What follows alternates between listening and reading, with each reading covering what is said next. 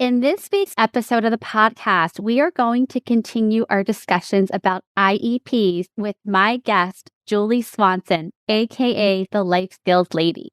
For those of you who live in Connecticut and you have inquired about an advocate at some point or another, chances are you have heard Julie's name.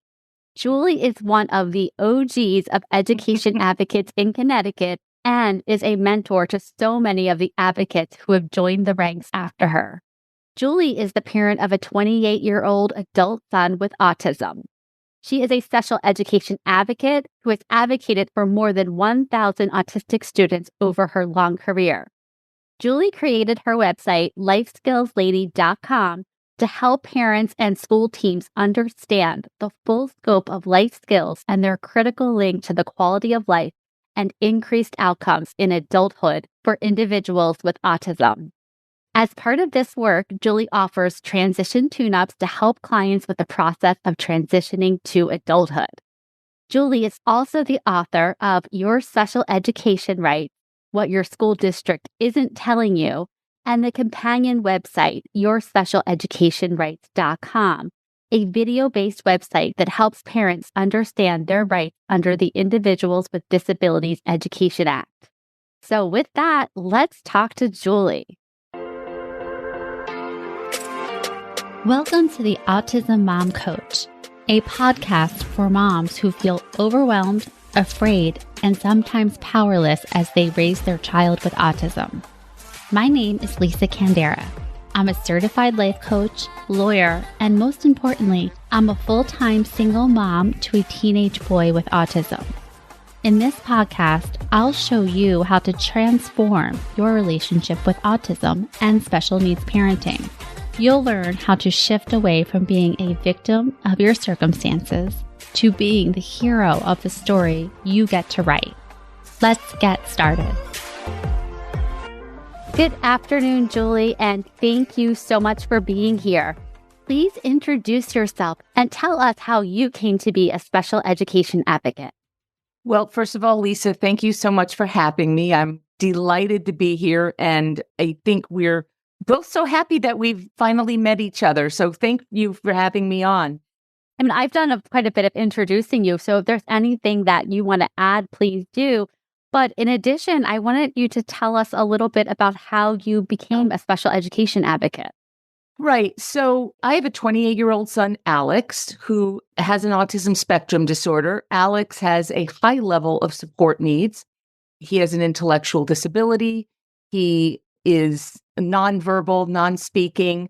He's the most wonderful guy you'd ever want to meet. But, he was diagnosed with autism back in 1996, when the explosion of autism was just starting. And it's an important note to remind folks that back in that day, there were no cell phones. I remember having a conversation with my husband saying, should we buy one of these computers? Do you think they'll take off? I had to look up autism in a set of red 1950s encyclopedias that made me go home and cry in my bed for 3 days. And it was sort of the dark ages of autism, if you will, right? And I very quickly learned after I got out of my funk and decided, to pull myself up from my bootstraps and get busy, that I needed to get an ABA program, an applied behavior analysis program in place for him. And a long story short, I asked our school district if they would do an ABA program. The short answer was no. And the first question was, what? Yeah, the first question literally was, what's ABA? So I had, I think, one of the first hearings in the state of Connecticut over an ABA program. To make a really long story short, we ended up prevailing on that case. But some of the things that came out of it were notes that we found in the school districts, when we discovered some of their notes, was a note that said, what if this child is not autistic and the mother is seeking attention? So this really paints a picture of the times that it was. There was not one board-certified behavior analyst in the entire state of Connecticut. I had to privately hire a BCBA to start a home program from Rutgers in New Jersey. Yeah. So we ended up hiring an attorney. And if you've ever been through a due process, which I wish on no one, by the way, it is a boot camp in understanding this law, the Individuals with Disabilities Education Act. And after we prevailed, I started to get a lot of phone calls from people. We live in a small state here in Connecticut. Yeah. And the phone calls, as autism kept shooting up, like it exploding, the phone calls just got more and more and more, to the point where I was always willing to talk to folks and help them wherever I can. But at some point, around the time that I was also deciding, do I need to go back to work? Because I was able to stay home with my 2 young kids at the time. I said to myself, I think this could be a business for me. I think people need this help, and I know how to help them. So, at that time, there were only 2 other advocates, who I know of in the state who were advocates at that time. And of course, now we just have many, many, many advocates, which is a wonderful thing. So I got into it because I was advocating for my own child, and I couldn't have planned it. I didn't want to grow up to become a special education advocate. Prior to my son being diagnosed with autism, I was in television production and public relations. And so it couldn't have been any further from what I'm doing now. But I love what I do. And it was, I don't want to say a happy accident, but it just happened and I couldn't have planned it. Yeah. There's so much to unpack with your answer. I know I want to start with, you said your son was diagnosed in 90, what was it? 6. He was born in 94, and he was not quite 3 when he was diagnosed. He was still technically 2. Wow. Yeah. So my sister was diagnosed with PDD-NOS early 90s, and now that does fall under the spectrum. And I just remember my parents' situation was trying to find answers, trying to find solutions, people to help her. And, she got ping-ponged around so much because there was so little out there. But the comment in the notes about, is this mother making it up? It reminds me of it's like, thank God you found that, but to see it, right? Because that's what we all are feeling so many times. Right. Even now, with the gaslighting, like my son is appearing very high functioning on the outside. And so I think sometimes with school districts, and they see that he's walking like a duck, talking like a duck, doing all the things. Yeah. Yeah. And so it can be really discouraging and deflating sometimes that when people don't see what you know to be true and what you're experiencing. So, okay. Wow. I think kids with lower support needs and who are higher on the spectrum are actually the hardest kids to get qualified for special education and get services for, because they appear to not have any needs if you don't scratch the surface. That's exactly right. Yeah, that's absolutely true. And at some point, there's a balloon note somewhere where all of a sudden this child has been trying to hold it together, and then something finally happens where everybody's like, oh, maybe there are some issues here.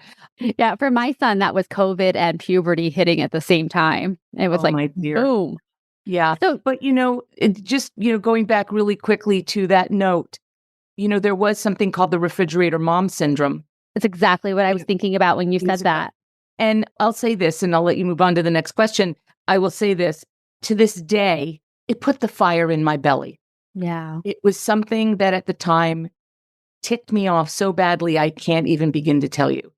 And it's probably one of the reasons why I'm doing what I'm doing, because I could use a more choice word, but I'm just going to say it really ticked me off. Yeah, sure. Well, it's so interesting that you say that, because when my son was diagnosed, like right at the time he was diagnosed is when the HBO movie of Temple Grandin's life came out. And in that movie, they talk about the refrigerator mom. And I remember having that in my brain, that that's what people would think of me because my child was autistic. And I was ridiculously so loving to him as much as I could. And my son is very pro-social, and he was very lovey and very all of the things that we don't think kids with autism are, or that some kids aren't. And so when I saw all of him displaying all of that, I have to admit that because I carried some of those old thinkings and stereotypes and pictures in my mind, it really made me question, like, is he really autistic? Like, maybe he's not. And I mean, I don't question it at all now, but there was confusion early on. Sure, sure. Well, thankfully, I'm sure some people still think it, but thankfully, it's not exactly something that, thankfully, we're not dealing with as much as we were back in my day. So, Julie, when I first heard about you, it was through a mutual friend of ours, Christine Ferressa, who runs Mhm. the wonderful nonprofit Sun, Moon, and Stars for Yes. families of children with autism. And she serves not only the children, but also the families with caregiver support. And I tease Christine all the time that she is essentially the YMCA of Watertown because I can't believe how many events that she puts on, like Amazing. all of the time. So that's how I came to learn of you through her CARES program for parents. And you were so interesting to me because your whole focus was on life skills. And Yep. when I heard life skills, I was thinking of kids who were adults or transitioning to adulthood. And I didn't at all really associate life skills with IEP plans for younger children. And so Mhm. I just became really interested in Right. that. And I've been following you ever since. So Oh, could you speak to that, why your focus is on life skills, why it's important, and how you work with families in this regard? absolutely. So, I've been advocating for more than 20 years. And like I said the other day, I figured out, I said, I think I've worked with at least 1,000, think about that, more than, 20 plus years. And Yeah. I couldn't believe it when I added it up. I'm like, oh, geez, I guess I really have been doing this for a long time. And so I have a lot of life experience with this, right? And over time, I started to see this trend that was very disturbing to me. And it included things like lots of parents were coming to me in what I call the 11th hour. So, Mhm. you're coming to me when your child is already in high school trying to plan for adulthood. And I look over the IEP, and there's nothing in there that has ever assessed their adaptive or life skills. And they're not ready to move on to meet the demands of everyday life beyond academics, right? And there's so much focus put on academics, which is wonderful, don't get me wrong. But I don't know where I once read this, but it is not our IQ that's going to predict how well we do in life. It's our adaptive skills. And this is Mm. so true, not only for people who don't have a disability, but especially true for so many of our folks who have autism, right? So people were coming to me in the 11th hour. And here's the way I look at that. We have this precious education that our tax dollars pay for with this very limited amount of time to get all this work done. And when you start the process late, you're trying to squeeze all these skills into this very small box, which almost becomes impossible. Mhm. And then time runs out on this precious commodity called our education. And if you have to do these things after you exit, which, can be depending on the state you live in, here in Connecticut, we just changed it to 22. As parents, you have to pay for all of these things on your own. And whether that comes through sweat equity or your time, or you're actually paying someone to do it. But that's what the special education process is supposed to do. And I believe very strongly that we're partners with our education systems, but the schools have fundamental legal obligations that they must, meet. The other things is even when people were coming to me very early with their kids, there was a paucity of life skills and adaptive skills. So I'd hear about kids who are having, as you say, a lot of dysregulation or behaviors, right? With no plan in place, no IEP goals, no behavior intervention plans, or they have all these lagging skills that they talk about at the IEP team, but no goals to address them, right? Or I would see that the adaptive and life skills were not assessed. The other thing that I was seeing was the fight that even someone like myself, with all of my experience, had to convince school teams that, yes, we can add life skills into the IEP. And I'm going to come back and focus on that in a minute. And then the other thing that really pulled it all together for me. And I want to make sure I say this in a way that nobody's going to be offended, right? Because there's a lot of self-advocates who do very well, and lots of folks on the autism spectrum with autistic folks who do very well in life. But there is, unfortunately, statistically, many of our adults who have autism who don't do as well as we would love for them to do, right? Yeah. And the statistics are not great. Okay. So I said to myself, why do we still have the numbers of autism going through the roof, but we're still exiting kids from the system with poor outcomes? We can change this, and we can do it one student at a time. So even though the pandemic was a horrific time, right? It finally allowed me the time to say, I'm going to finally do the idea I've wanted to do for so long, which is the lifeskillslady.com and all my social media. And it took me a long time, but it was my passion project during the pandemic. And I set out to write pages on my website that walked people through this process on how you can advocate and incorporate life skills into your child's IEP. Because I feel very strongly that, not all folks can afford an advocate. And I wanted this information to be accessible and free for people. Let me tell you how to do it. I do it every day. Here are the steps you have to go through. I love that. I will tell you that the term falling off the cliff has been my personal boogeyman since my son was diagnosed 13 years ago. Right. And I know that so many of our parents live in fear of that day. And so when you talk about life skills, can you talk a bit about when does this start? How old is the child when we start to incorporate life skills? And what do those life skills look at different times in their lives? As early as is possible. And can I answer that question in sort of a surreptitious way? Go for it. Let me remind everybody what the definition of an IEP is according to the IDEA. Where's my sheet? Hold on a second. Good Lord, now I got to find that one. Hold on. Okay. So if you look in the IDEA under the definition of an IEP, and I'm abridging this, okay? It's very long, but I'm giving you the take-home points, okay?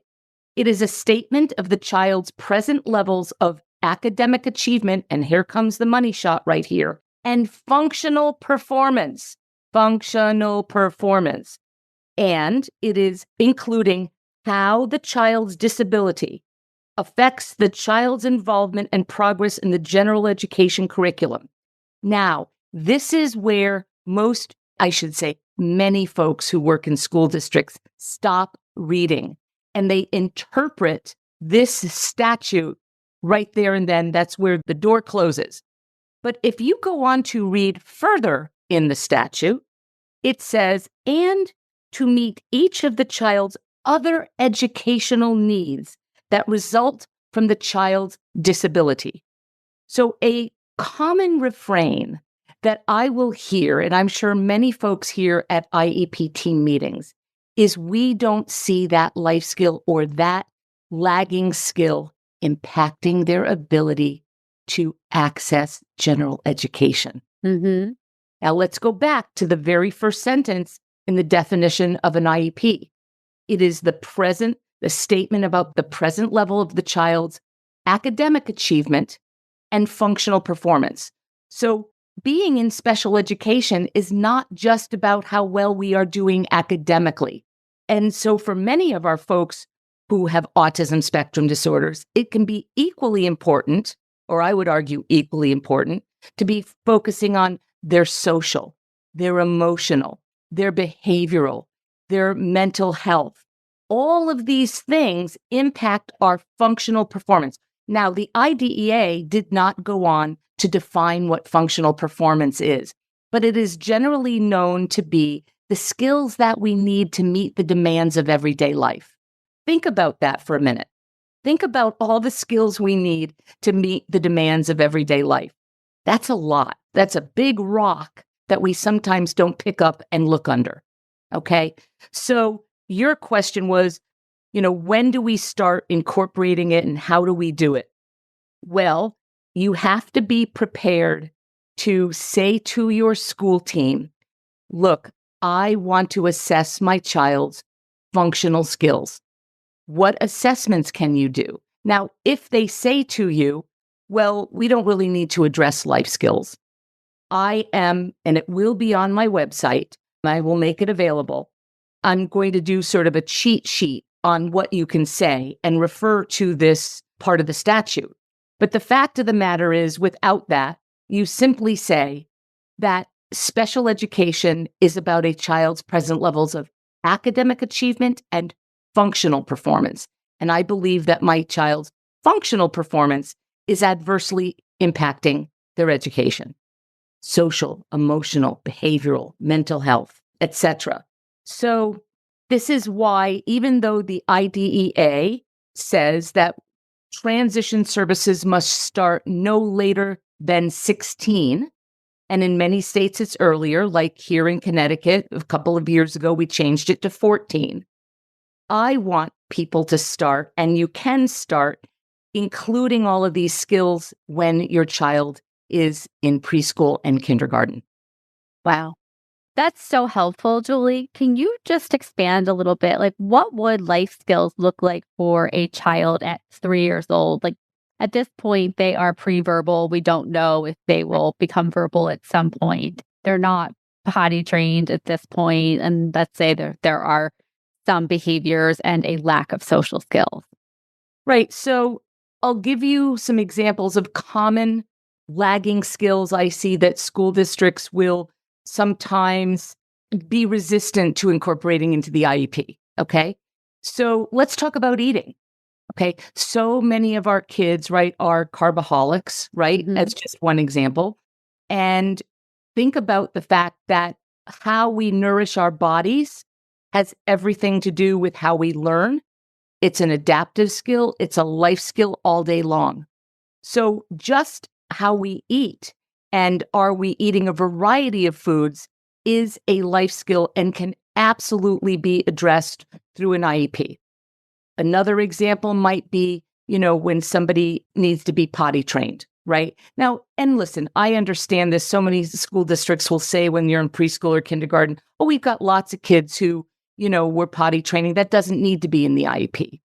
Well, I always like for it to be in the IEP because then there's no accountability to actually acquire that skill if it's not an IEP goal, right?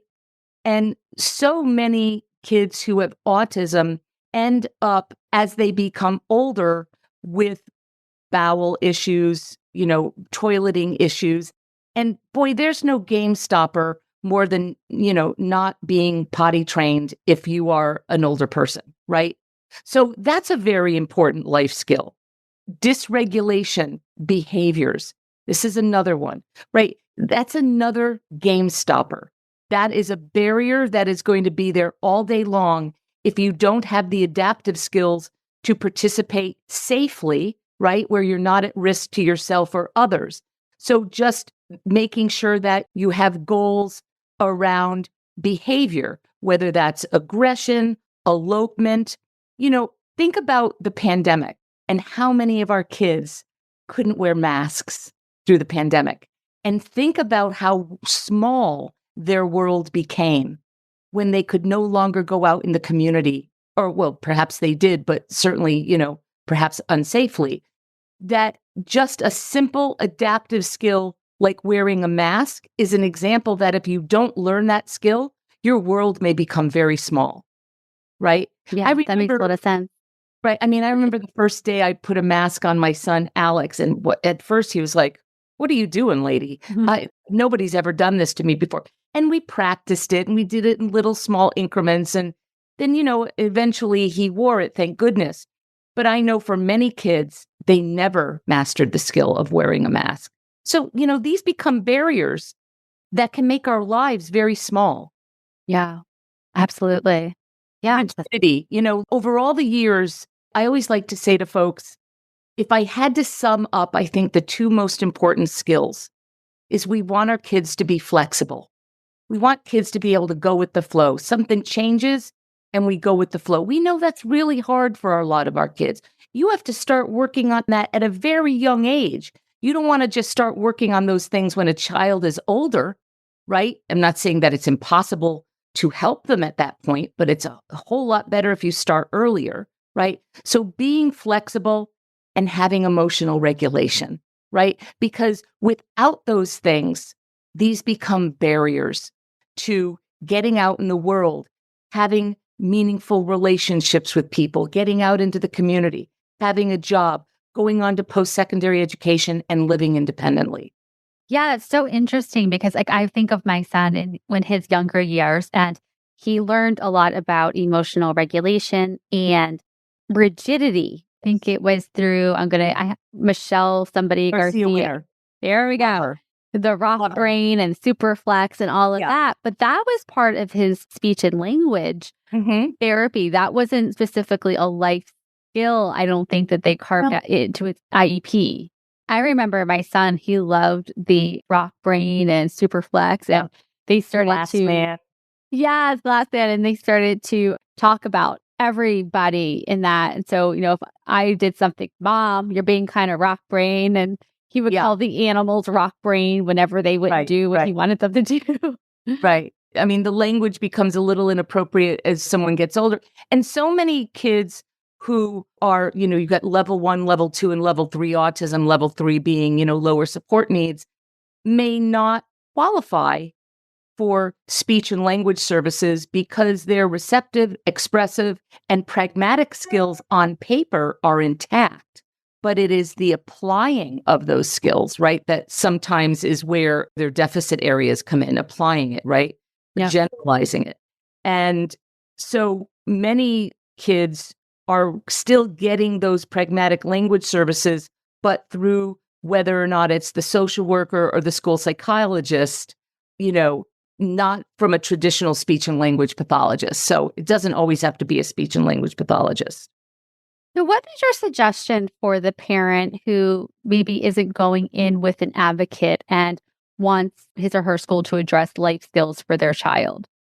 Well, I would first, and please understand I'm not trying to be self-serving here, but read every single page of my lifeskillslady.com because the whole thing is a love letter, if you will, to supporting life skills in the IEP, right? And what I like to say to all parents is, look, what you don't know can hurt you. So you've got to educate yourself. So look, go out and buy the rights law book. It's like a Bible, okay?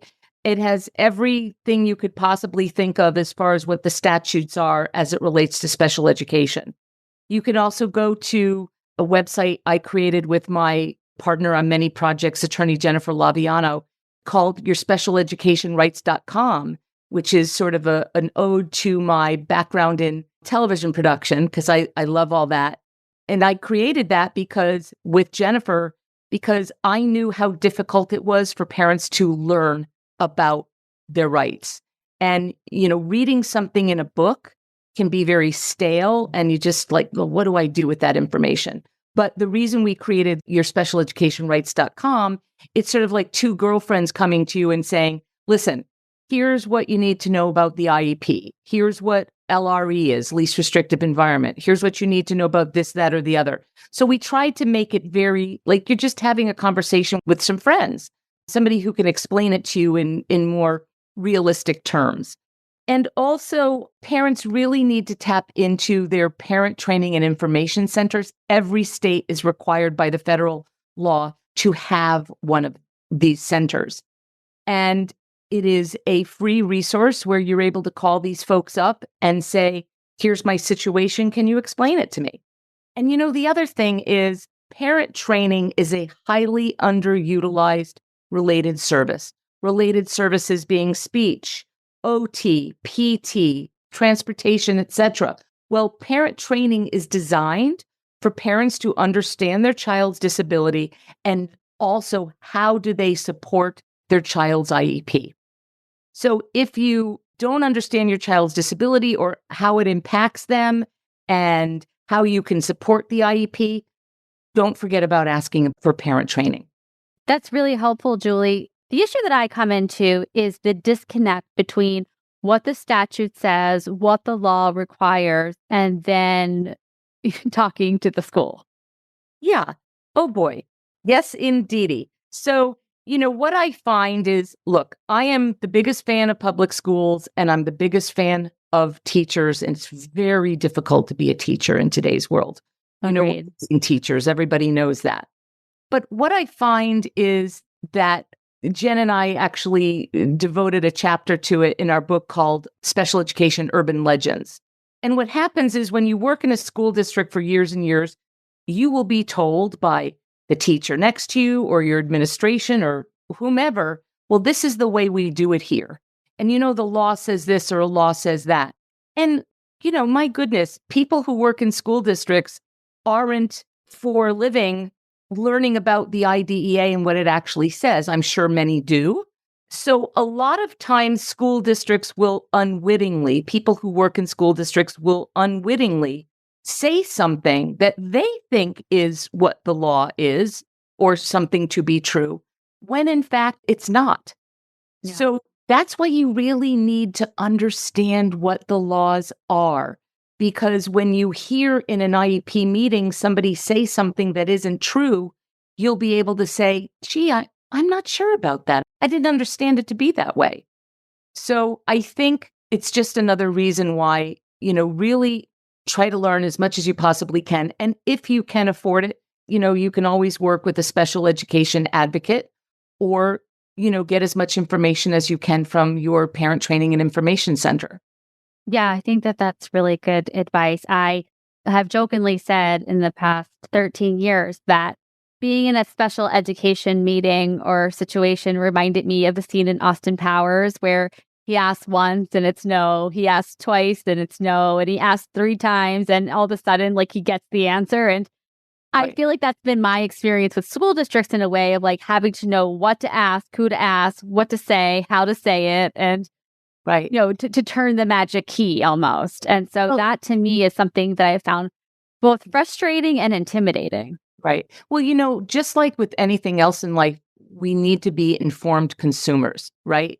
And special education isn't really what, we think of education as it used to be, the red apple on the teacher's desk. It's a business.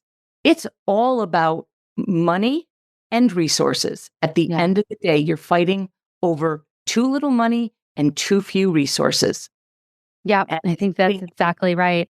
I like to tell parents that if a school district ever says something like, well, this is the way we do it here, or we were told you can't do that because, right? And it doesn't feel right. And it's just a really simple thing to say. And, I try to say, go in with a good attitude. Yes, it can be so aggravating and you can get so angry, but yelling at people typically doesn't get you anywhere, right? So very diplomatically, you would say, could you please provide me with the written authority to support your position? It's the best phrase you'll ever learn and say. Would you please provide me with the written authority to support your position? It's not threatening. It's not mean. It's just like, gee, that doesn't feel right to me. Can you just point me out to where's that written down somewhere? Yeah, absolutely. Julie, can you share with us what a transition tune-up is and to whom you offer it? Right. So I offer that service to parents whose children are approaching the transition process. And as I explained before, federally, that's 16. It can start earlier, as in many states have it earlier, but there's nothing that precludes an IEP team from making an individualized decision that says, you know what, for this child, we need to start the process even earlier, right? There's nothing that precludes us from that. So, having said that, if you are at the point where you're starting to think about your child's adulthood and where are you going and how do you get there and all of that you're worried about, which I know I was worried about myself for years. I was almost apoplectic over it, Yeah. I would say the transition tune-up is for you. And what I'm able to do in that is take a look at the IEP and, of course, evaluations and such, and look at all the key components of the IEP that really need to be in place for that process to begin. So that includes assessments. That includes vision statements, if you will. Here in Connecticut, we call them post-school outcome goal statements. And there are 3 areas that the IDEA says that we must look at in adulthood. And it's actually in the very first paragraph of the IDEA, the Individuals with Disabilities Education Act, for the purpose of this whole law. And that is to make sure that our children who have disabilities, who are receiving special education, become adults who can be, I'm paraphrasing, successful in post-secondary education or training. So that might be anywhere from, community college to university to hairdressing school. And the other one being employment. And think about that. You could have the skills to get a job, but do you have the skills to keep the job? That's where a lot of our folks with autism have a tough time. Not all, but some, okay? And then the other one, if appropriate, says the IDEA, independent living. And I can't begin to tell you how many IEP teams I have to really, I say the word fight, not like I get in a fight, okay? But that I have to fight to convince folks that yes, they don't have all the skills they need to live independently. And that's where all the life skills and the adaptive skills come in. And I would argue that for lots of our folks who have autism spectrum disorders, we need to have post-school outcome goal statements for independent living. Because what skills does that include? Think about the 10 basic life skills. We've got our practical life skills, which include work. So that's the ability to maintain part or full-time work. Health and safety. Think about our health. Are you able to make your own doctor's appointment? Safety. Think about the fact that individuals with autism get abused and assaulted 7 times more than people in the general population where they're victimized. So often we don't look at what is the health and safety of our folks. And I also think about internet safety, right? Ask me how many people I've worked with over the years whose kids have gotten arrested because they've gotten into trouble on the internet or they've said something that they just didn't read the situation correctly. And now they've got criminal records. Community use. How are we able to get into the community? And, transportation, shopping, etc. Home or school living. How do we take care of the space we live in? And of course, self-care, which includes our hygiene, eating, dressing, bathing, etc. Those are all practical life skills. Then the next category of life skills are our social skills. And that includes, of course, social skills, maintaining interpersonal relationships, understanding emotional and social cues, etc. Here's one of my favorites that we hardly ever look at, and that is leisure skills, taking responsibility for our own activities. How many of our kids today spend a little bit too much time with their face in a computer screen? And the percentage of the day that they're doing that can become problematic. We want to make sure that we have leisure skills, walking, swimming, biking, bowling, puzzles, etc. And then the third category is conceptual skills. And this is really what can be the most challenging for many of our folks, our autistic individuals. And that is self-direction. And self-direction includes problem solving. Think about that one. Problem solving can be very challenging for many of our folks. Exercising choice, initiating and planning activities, skills needed for independence, etc. Functional academics. So that's, using reading, writing, and math skills in everyday life. How do you tip somebody?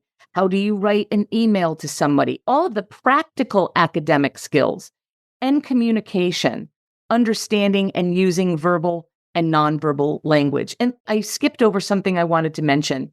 I recently was so thrilled to be speaking at the Utah Valley University out in Utah, and they have a autism center out there. And I spoke at one of their conferences, and one whole day was devoted to autism and sexuality. Oh, wow. We have to talk about sexuality more, right? And not so much the act of having sex, but the skills that we need to not become victims and understanding consent, right? the propensity for some of our autistic individuals to potentially be victimized and understanding consent and all of that. And I just don't think we talk about these things enough. So, Julie, as you know, I coach parents about their struggles handling the challenges of raising children with autism. Yes. As a parent of a child with autism, as an advocate who sees a lot of parents in difficult situations, what is your advice for the parent who is in the early years of the diagnosis? Well, first of all, to never ever give up hope and don't listen to folks who are going to place limitations on your child, right? And the other one would be educate yourself, educate yourself, educate yourself. Not that we ever wanted to become subject experts in autism and how to advocate for our children, but if you don't, who will? Yeah. As my mother used to say, Julie, there's no one waiting in line behind you to do this job. You're it. You've got to do it. So step up, right? There's no luxury in it. There's zero luxury in it. But our kids are worth it, right? There's nothing in life worth fighting for more than our children. And so I would say, because I am the life skills lady after all, incorporate life skills into your child's IEP as early as is possible. And as I said earlier, educate yourself around the IDEA and just really get on that education wheel. What would you say for parents in terms of their own personal experience and their own personal struggles as parents and as advocates and wearing so many hats? Right. You have to take time for yourself and you have to give yourself some grace and understanding and do as many things as you can for yourself. And it's widely recognized that, as my mother used to say, if mom ain't happy, ain't nobody happy. So I don't think it's selfish for us to have to take care of ourselves and to not be the primary caregiver all the time. Take advantage of some of the other natural supports that are in your household, whether that be your partner, your other children, reach out to family. I see so many with mothers in particular who do absolutely everything. And who the heck wouldn't get burnt out? Absolutely. You say to your client, your mom said to you, no one's behind you to do the job. Yeah. What I say to my clients is the cavalry isn't coming. So the only person who is going to make sure that you are taken care of and that you get a break is you. And I hate to add another thing to your to-do list, but again, cavalry is not coming. I went through a period around the time that I was in due process, and my parents were very helpful to me at that time and to my family. And I remember my mother, because I was angry at the time, right? Very angry that we had to go through the expense of this, because going to due process is financially expensive, emotionally costly, time sucker, right? So many. You're in limbo. It's so emotionally taxing. As a matter of fact, when it was over, I didn't know what to do with myself any days. Who am I fighting today? And after a while, I'm like, oh, I don't need to fight anybody, actually. Isn't this lovely? But my mother always said, Julie used to be so nice. And I said, Mom, I am still nice, but eventually the nice Julie will come back. But I went through some years where I was just like, Yeah, understandably so. Well, Julie, thank you so much for being here and for sharing your experiences. And I really want to let people know how they can find you, how they can work with you. What are the next steps? Well, thank you. First of all, you could go to my website, lifeskillslady.com, and I can be reached. I have one of those contact Julie things on that site. I also have an advocacy site called JS Advocacy for Julie Swanson, jsadvocacy.com. You can find me at Life Skills Lady on Instagram, Facebook, TikTok, and YouTube. And just, one final plug. This is I'm holding it up. Nobody can see it. But I have something called the Life Skills Cheat Sheet for IEP planning. And if you go on my website, you can download for free.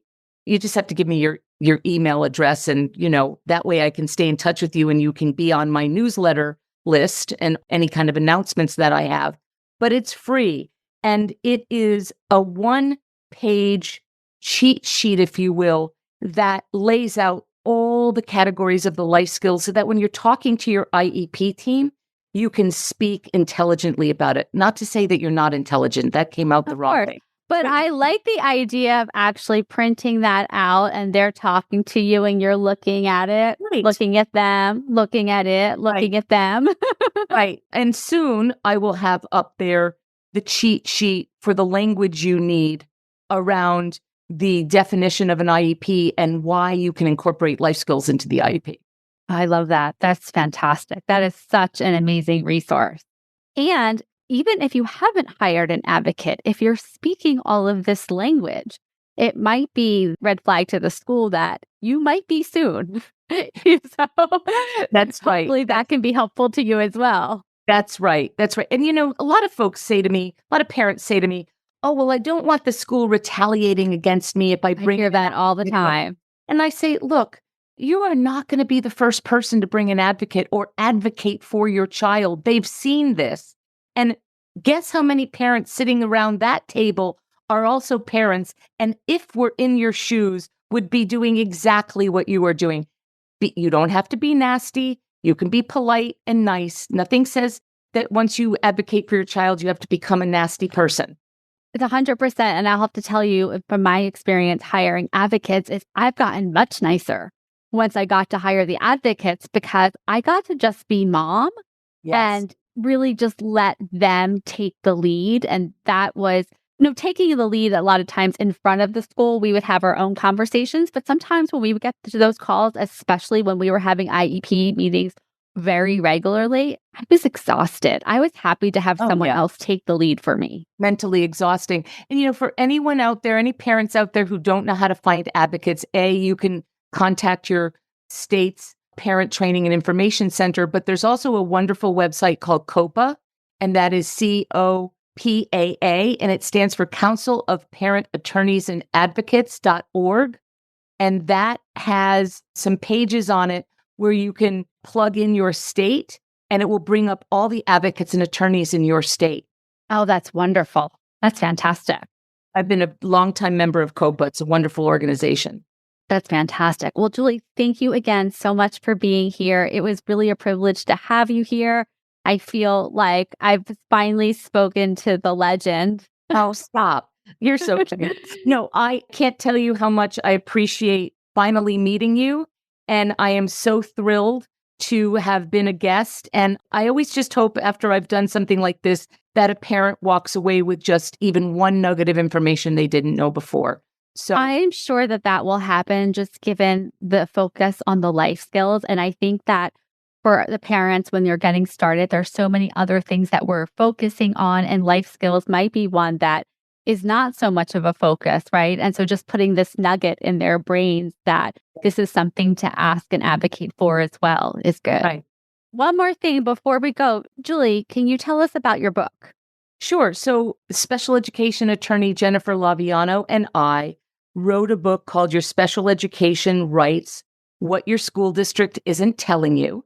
And it really is written for parents and for folks who work in school districts.